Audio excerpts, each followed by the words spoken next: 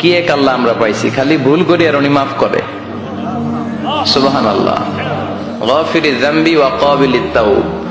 আল্লাহর একটা বৈশিষ্ট্য হচ্ছে তিনি গাফিরিয যামব, তিনি পাপ ক্ষমা করে দেন, পাপ মোচন করে দেন, তওবা কবুল করেন। কিন্তু তওবা কবুল তিনি করেন, আমাদের তওবা করার সময় নাই, আমাদের তওবা করার সময় নাই, আমরা অনেক ব্যস্ত। উনি কিন্তু তওবা কবুলের জন্য রেডি। এমন না যে শুধু সকালে রেডি, বিকালে না, বিকালে রেডি সকালে না, এমনটা নয়। 24/7 সব সময়, সপ্তাহের 7 দিন, মাসের 30 দিন, বছরের 365 দিন তিনি রেডি। কিন্তু আমাদের সময় নাই, সামনে নির্বাচন, আমরা অনেক ব্যস্ত, ঠিক না? আমার ভাই, তোমার ভাই, অমুক ভাই, অমুক ভাই, মার্কারও শেষ নাই, বিভিন্ন ধরনের মার্কাও আছে। তো এজন্য আমাদেরকে একটু সময় করে আল্লাহর কাছে ক্ষমা চাইতে হবে। কত পাপ আপনি করেছেন, আপনি চোখের পানি ছেড়ে নামাজ পড়ে আল্লাহর কাছে কাঁদেন আর ক্ষমা চান, ক্ষমা চাওয়ার সাথে সাথে তিনি আপনার ক্ষমা করে দিবে।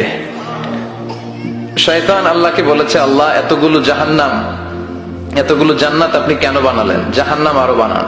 আল্লাহ বললেন কেন? শয়তান বলেছে, আল্লাহ আপনার এই বান্দাগুলো তো আপনি জান্নাতে ঢুকাতে পারবেন না, তো জান্নাত বানিয়ে লাভ কি? আমি সবগুলারে ওয়াসওয়াসা দিয়ে জাহান্নামে ঢুকাবো। আল্লাহ বলেন, এত সোজা? তুই ওয়াসওয়াসা দিবি, আমার বান্দা ভুল করবে, অন্যায় করবে, আর আমি ক্ষমা করে দিব। শয়তান বলে, আল্লাহ হিসাবটা এত সহজ না যত সহজ আপনি ভেবেছেন। আমি ডান দিক থেকে দেব ধোকা, বা থেকে দেব, সামনে থেকে দেব, পেছন থেকে দেব, নিচ থেকে দেব, শিরা উপশিরায় ঢুকে, মাজরার দাম যেখান দিয়ে রক্ত চলাচল করে ওইখানে ঢুকেও ধোকা দেব। আপনি তো জান্নাতে ঢুকাতে পারবেন না। আল্লাহ বললেন, শয়তান তুই আমাকে চ্যালেঞ্জ দিস, তোর এত সাহস? আমি তো সব রাজার বড় রাজা, মহারাজা, ঠিক কিনা? মহারাজার সাথে চ্যালেঞ্জ দেয়া যায় না। অফিসের যিনি সবচেয়ে বড় MD sir, managing director, boss, boss of the all buses, ওই বসের সাথে কি বেশি কথা চলে? কথা বলেন। আল্লাহ বললেন, তুই আমারে চ্যালেঞ্জ দিলি, আমিও তো তোর চ্যালেঞ্জ নিলাম, যা।